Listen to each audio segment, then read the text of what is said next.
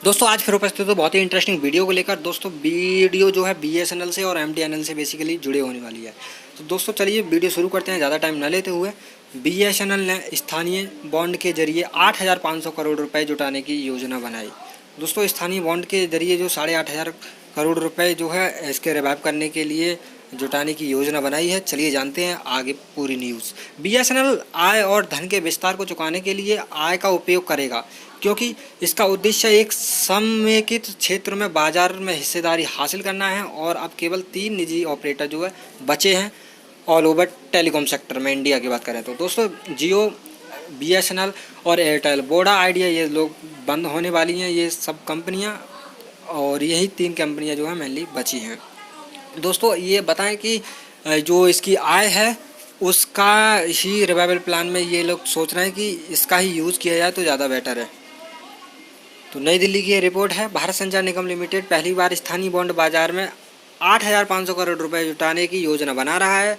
राज्य के स्वामित्व वाली दूरसंचार कंपनी के प्रस्तावित बॉन्ड 10 साल की परिपक्वताओं के साथ संप्रभु गारंटी कागज होंगे, मामले के प्रत्यक्ष ज्ञान वाले लोगों ने ये कहा है। दोस्तों जो मामला पूरा जिन लोगों के सामने हुआ है उन्होंने ये कहा है कि जो इसकी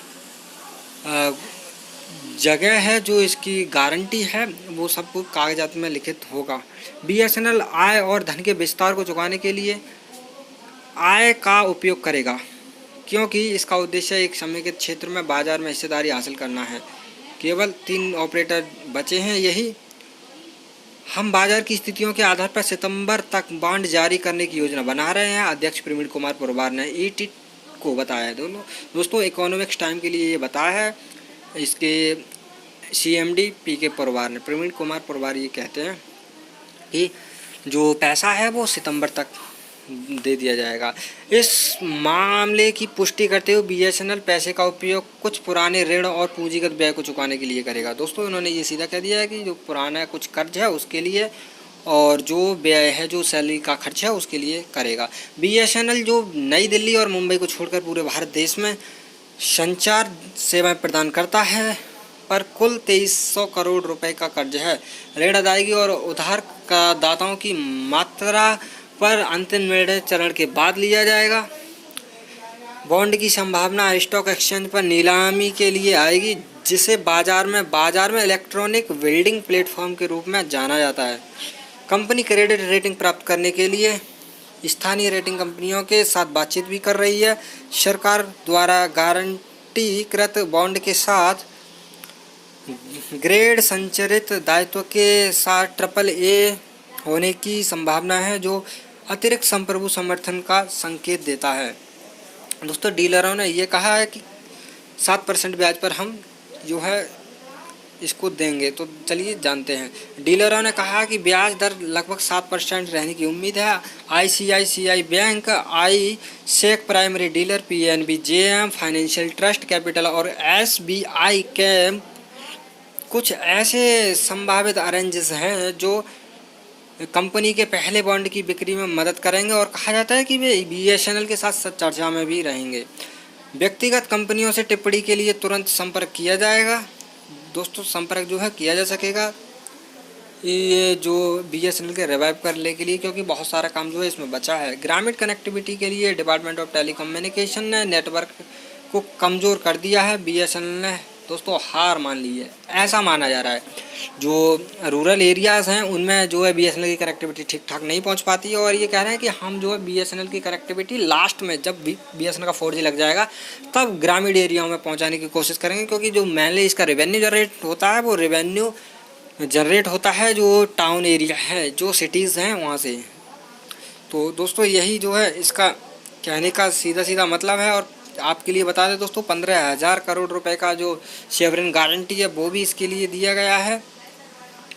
और चलिए दोस्तों आगे बात करते हैं। एक्सरसाइज में शामिल एक स्थानीय अरेंजर्स ने कहा कि बॉन्ड की बिक्री में अच्छी निवेशक की मांग पैदा होनी चाहिए, क्योंकि जोखिम में डूबे निवेशक किसी भी उच्च उपज के बजाय निवेश की सुरक्षा की तलाश में हैं। लंबी अवधि के निवेशक जिनमें कर्मचारी भविष्य निधि, संगठन भारतीय जीवन बीमा निगम और निजी बीमाकर्ता और म्यूचुअल फंड शामिल हैं। ऐसी अपेक्षा की जाती है कि वे सप्लायर्स बाजार की तरलता के लिए जो बीच ऋण प्रतिभूतियों को खरीद लें। दोस्तों उन्होंने सीधा सीधा कहा है कि जो एसेट मोनेटाइजेशन है वो इसको जो है खरीद लें। बैंकिंग प्रणाली में 3.05 लाख करोड़ रुपए का जो है नकद अधिशेष है। पिछले साल सरकार ने कहा कि बीएसएनएल और महानगर टेलीफोन निगम लिमिटेड, दो राज्यों के स्वामित्व वाली टेलीकॉम, दोनों मिलकर 15,000 करोड़ रुपए के दीर्घकालिक बॉन्ड जुटाएंगे, जिसके लिए यह संप्रभु गारंटी प्रदान करेगा। जहां कुछ महीने पहले एमटीएनएल ने बाजार में धूम मचाई थी, वहीं बीएसएनएल गिरती ब्याज दरों के बीच एक अनुकूल बाजार की प्रतीक्षा कर रहा है। भारतीय रिजर्व बैंक के बेंचमार्क दर के रिकॉर्ड में गिरावट के साथ कंपनी को अब सभी समय लगता है। ब्लूमबर्ग डेटा के अनुसार आरबीआई ने AAA रेटेड 10 वर्षीय कॉर्पोरेट बॉन्ड और इसी तरह की परिपक्वता संप्रभु कागज के बीच 22 मई के बाद से 70 बेसिस पॉइंट की कमी कर दी है, जब आरबीआई ने बेंचमार्क रेपो रेट को 40 अंकों के आधार से जो है घटा दिया है। दोस्तों ये थी आज की कुछ खास न्यूज़, जिसमें कि बताया गया है कि सितंबर के लास्ट तक सब कुछ ठीक ठाक होने की संभावना है। 8,500 करोड़ रुपए मिल जाएगा और दोस्तों 2300 करोड़ रुपए बीएसएनएल और एमटीएनएल दोनों पर कर्जा है, वो भी इसी में से देना है। दोस्तों इसकी जो एसेट मोनेटाइजेशन वो भी प्रक्रिया हो चुकी है, कंप्लीट ही होने वाली है। जुलाई के लास्ट तक उसका सब कुछ हो जाएगा और 37,500 करोड़ रुपए वहाँ से रेवेन्यू जनरेट होगा, जिससे कि इसका जो कर्ज है वो भी दिया जा सकेगा। दोस्तों बता दें कर्ज में ये कॉन्ट्रैक्ट वर्कर का भी जो है सैलरी बाकी है, काफ़ी ज़्यादा कॉन्ट्रैक्ट वर्कर का भी सैलरी हो गया है, तो जल्दी से सैलरी उनके भी मिलने के चांस हैं। तो दोस्तों आज की वीडियो में बस इतना ही। वीडियो अच्छी लगी तो वीडियो को लाइक करिएगा और मिलते हैं नई वीडियो में। तब तक के लिए अपना ख्याल रखिए। बाय दोस्तों।